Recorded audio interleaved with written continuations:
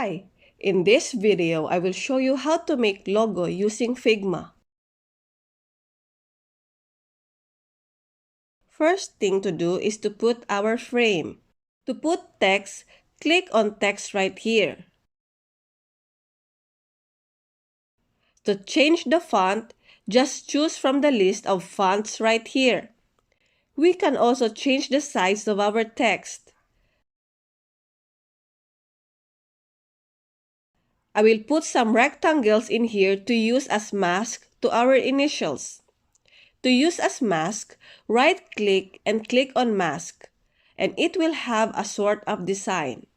We can change the color of the font by clicking in here. I will put the full name of the brand name. I'll adjust the size right here. And I will choose the font style that it will suit to the logo.